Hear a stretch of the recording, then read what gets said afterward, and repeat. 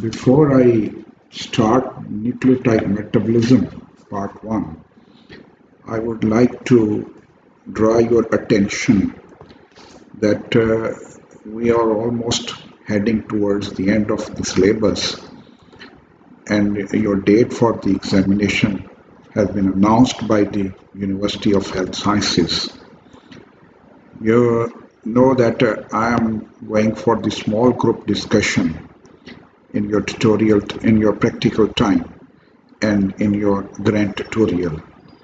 And similarly, I'm also giving you the quiz tests.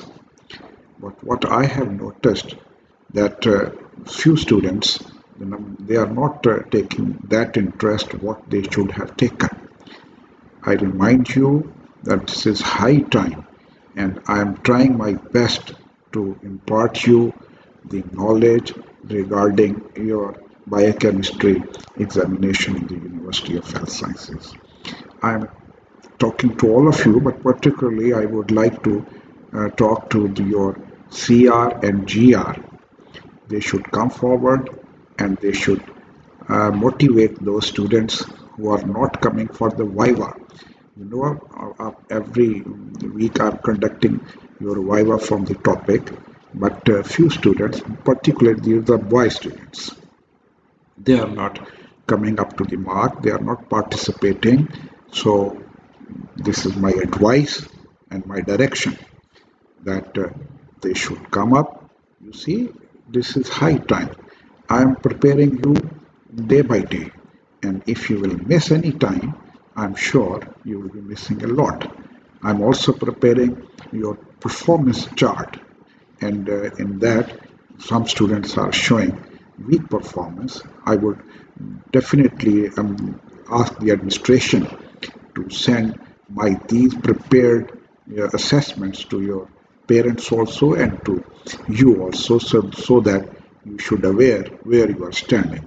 But I'm sure, and that is a quite good thing that you are taking part, but I'm sure that you will wake up and will participate as I'm directing you. Now coming to the nucleotide metabolism, if we look, coming to the nucleotide metabolism I'm talking, now here is, you see, I have divided it into 6-7 points to give you what is the nucleotide metabolism, and what are the, you can say, overview of this nucleotide metabolism. And you know that the nucleotides, they are essential for the cell, and without them neither nucleic acid RNA or deoxyribonucleic acid, that is DNA, can be produced. So very important role of the nucleic acid, and that is the nucleotides, that is particularly talking of the ribonucleosides and deoxyribonucleosides, phosphates. If they are not present, then the RNA and DNA formation will be not there, and therefore protein cannot be synthesized. This is number point one. I have mentioned it is here. Number two, there are also the nucleotides. They also serve as a carrier of activated intermediates in the synthesis of carbohydrates, some carbohydrates, lipids, and conjugated proteins. I repeat that nucleotides, they serve as a carrier of activated intermediates in the synthesis of some carbohydrates, lipids, and conjugated proteins. For example, UDP and CDP. These are the examples. In number two, I'm quoting. Number three, these nucleotides, they are the structural components of several essential coenzymes. Very important. They are structural components of several essential coenzymes. Now I mention such as coenzyme A, flavin, adenine dinucleotide FAD, then is NADH and nucleotide mide. These are the coenzyme where they are the essential structural the coenzyme acting there. Number 4, nucleotide. They act as this. I'm talking now number 4 and 5.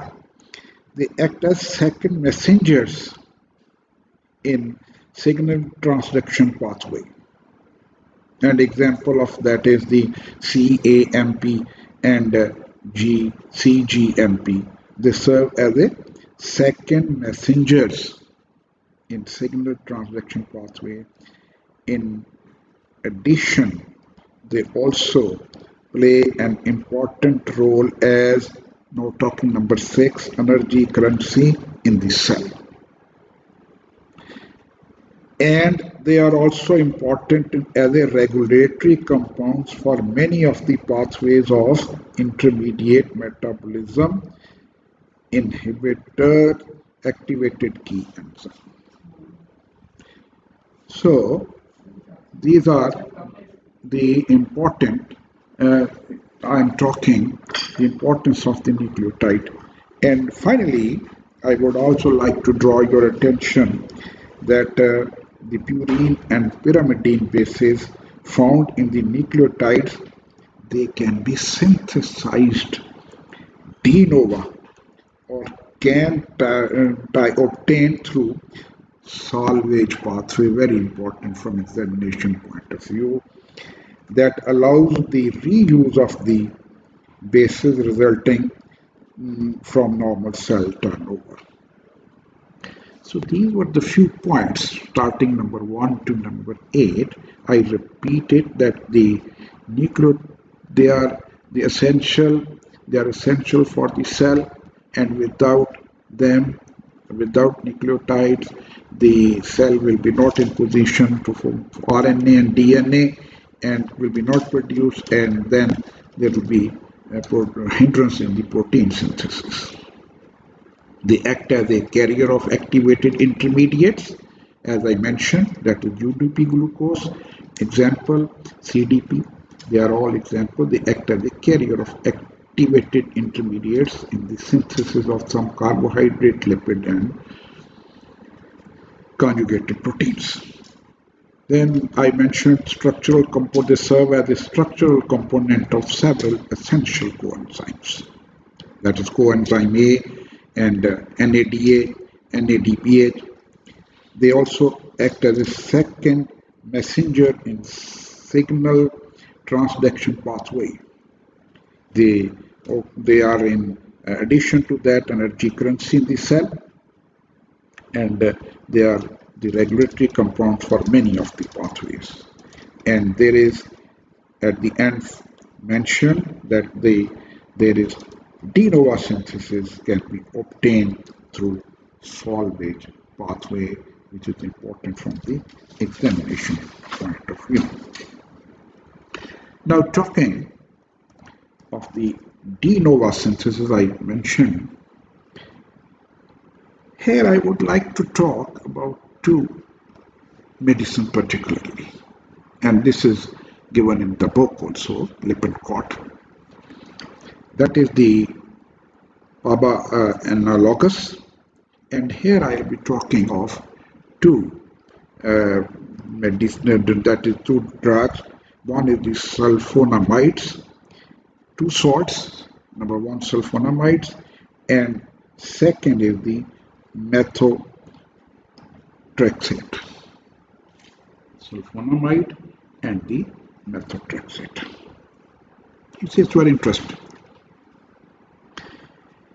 You know that sulfonamides, they are structural analogous of the PABA, that is para-aminobenzoic acid, that competitively inhibit bacterial synthesis of folic acid. Now here is the point. because purine synthesis requires tetrahydrofolate as a coenzyme. The sulfur drugs slow down this pathway. When I was teaching you the folic acid in vitamins, next diagram I'm going to show you, but here I'm just mentioning it, and there I showed you and I told you how from diet and ultimately folate, the tetra monohydrofolate, dihydro and tetrahydrofolate formation is taking place. After this discussion, I will show you that diagram also. Human cannot synthesize folic acid and must rely on the external sources of this vitamin. You know that, taught you in the vitamins. Therefore, sulfur drugs do not interfere with the human urine synthesis. Now, talking to the folic acid analogous, that is, I was telling you about the methotrexate and related compound, they inhibit the reduction of, important note is, they inhibit the reduction of dihydrofolate, tetrahydrofolate, and that is catalyzed by dihydrofolate reductase. This diagram I'm going to show you just after this. Now what happened? These two drugs, what I mentioned above, they limit the amount of the tetrahydrofolate available for use in the purine synthesis and thus slow down DNA replication in the mammalian cell. I repeat it, that the drugs mentioned above, these drugs, they limit the amount of tetrahydrofolate available for use in the purine synthesis, and in turn they slow down DNA replication in the mammalian cells. These compounds are useful in treating rapidly growing cancer cells, but are toxic to all dividing cells. They are very good or useful for treating rapidly growing cancer cells, but they are toxic to all the dividing cells. So here is that when talking of the folate, I mentioned you before, coming to this point, that in the vitamins, I also guided you that you look into this diagram. This is from the Lippincott book, from the chapter of vitamins under the heading of folic acid. You see here from the diet, starting from the folic acid, and this folic acid is converted into dihydrofolic acid. And the enzyme here is the dihydrofolate reductase. And this enzyme, now I am talking to that medicine, that drug which I put, that is the methotrexate, it inhibits the enzyme and it inhibits the conversion, the formation of dihydrofolate. And if at all, it at two places again, here again, it is going for the same action, and tetrahydrofolic acid is not formed in the presence of the methotrexate. And you see, once the tetrahydrofolic acid folate is formed, now it has got many ways for further. That is, one is the purine synthesis is mentioned here. This is what we are talking about. Then there is the thiamide monophosphate synthesis, and similarly there are the methionine synthesis forms. And this is how the right starting from the diet, folic acid, dihydrofolic acid, tetrahydrofolic acid formation, and then purine synthesis. But this medicine, methotrexate, where it is affecting on the enzyme. and that enzyme is the dihydrofolate reductase. It's mentioned here in this diagram that, look at here, that this dihydrofolate reductase is competitively inhibited. I'm talking about the inhibitors now. So that is completely inhibited by this medicine, this drug. A folic acid analog is used to treat, that is, the psoriasis, rheumatoid, arthritis, and neoplastic diseases. This was regarding the inhibitors of the purine synthesis. Now, coming to the inhibitors, one important thing more I would like to talk to you is, you have seen that in case of, or you may see, when some people are given the treatment for the cancer and chemotherapy that is known as is going on, there is a loss of hair. Sir के बाल उड़ जाते हैं, आँखों के जो ऊपर बाल हैं ये उड़ जाते हैं when somebody is taking that treatment for cancer, and that is chemotherapy. What happened there? Now, inhibitors of the purine synthesis are extremely toxic to these tissues, especially to developing structure such as fetus, or to cell types that normally replicates rapidly, including bone marrow, skin, GIT tract, immune system, or hair follicles. I repeated, I'm talking of the inhibitors of purines. The inhibitors of human purine synthesis are extremely toxic to the tissue. Where they are toxic? In developing structures such as fetus, or in the cell types that normally replicates rapidly. In what type of those cells? That is the bone marrow, skin, and the GIT tract and immune system, or hair follicle. What happened then? As a result, what these inhibitors are now creating problem. As a result, individual taking such anti-cancerous drugs can experience adverse effect, including anemia, scaly skin, gastrointestinal tract, GIT tract disturbances, immune deficiency, their immune system going towards lower side, and there is the hair loss. So this is very important, that these inhibitors, what role they play, and particularly mentioning in the case of when someone is taking treatment for the cancer is very good there. Now, next is that there is I was talking of the Salvage pathway for the purines. And when I mentioned you in the beginning, I told you that is a very important. What is this Salvage pathway? How you will define this Salvage pathway? You see, the purines that results from the normal turnover of the cellular nucleic acid, or small amount which is obtained from the diet also. These are purines which are obtained from the diet, are not degraded,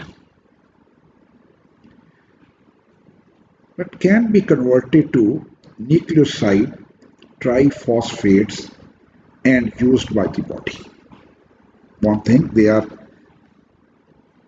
these purines, they are from where? From the turnover of the cellular nucleic acids or from the diet, and they are not degraded, but can be used, can be converted to nucleoside triphosphates and used by the body.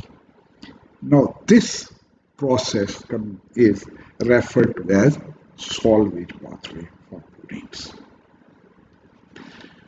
Now, what is this? How this thing is going on. This diagram is very clearly mentioning here and telling how this process is going on. There are inhibitors, and these inhibitors, they don't allow the hypoxanthine, guanine, and adenine to proceed further. And what is happening? Particularly explaining this, would like to talk to the Leigh-Shanahan syndrome. This syndrome is a rare X-linked recessive disorder which is associated with virtually complete deficiency of HGPRT. I'm pointing out here. HGPRT, that is the hypoxanthine guanine phosphoribosynthate transferase. So it is now very clear that Leigh-Shanahan syndrome, Leigh-Shanahan is rare X-linked recessive disorder which is associated with deficiency of the HGPRT. Now this deficiency results in inability to salvage hypoxanthine. Now I'm pointing out, now the deficiency of HGPRT will be not converting, will inhibit the hypoxanthine or guanine. Here it is the guanine, from which excessive amounts of uric acid, the end product of the purine degradation, are then produced. Now, what happened? That excessive amount of the uric acid is produced, and how this is taking place? When there is deficiency of the HGPRT. Here in both the cases you can see hypoxanthine and guanine. You can see that when there is deficiency of these two, there will be not further processed, and as a result excessive amount of uric acid. You have already seen that it is given in page 298 of the Lippincott there in detail how the uric acid is produced. In addition, the lack of this salvage pathway, when there is not this pathway is taking place, HGPRT is deficient, hypoxanthine is not moving forward, guanine is not. One thing is that uric acid level is increased, and second is the lack of this pathway causes increased PRPP. Here it is PRPP levels, and decreases IMP and GMP. These two things. As a result, what will happen? Has excess substrate and decreased inhibitors available, and de novo purine synthesis is increased. This is what is going to happen. Now, the combination of the decreased purine reutilization and increased purine synthesis will result in increased degradation of purines and the production of the large amount of uric acid. This is how excess amount of uric acid. I repeated, the combination of decreased purine reutilization and increased purine synthesis results in increased degradation of purines and the production of large amount of uric acid, and making Leigh-Shanahan a heritable cause of the hyperuricemia. Uric acid level increase, hyperuricemia is there. The patients with Leigh-Shanahan syndromes, the hyperuricemia frequently results in the formation of uric acid stones. When there is hyperuricemia, chances of uric acid stone formation in the kidney, that is known as the urolithiasis, and deposition of the urate crystals in the joints, that is the gouty arthritis. जोड़ों में दर्द शुरू हो जाता है, that is वो detail में जब मैं नेक्स्ट लेक्चर होगा उसमें बताऊंगा, but at the moment there is uric acid level increase, formation of stone in the kidney, that is urolithiasis, and deposition of the urate crystal in the joint, that is the gouty arthritis and soft tissue. In addition to that, these are the diseases which are mentioned. In addition to the syndrome is characterized by motor dysfunction, conjunctive defects, and behavioral disturbance that include, very interesting now. Now there are these which includes self-mutilation. Now I'm showing you in the diagram. Now here you can see what the patient will be doing, and then biting of the lips and fingers.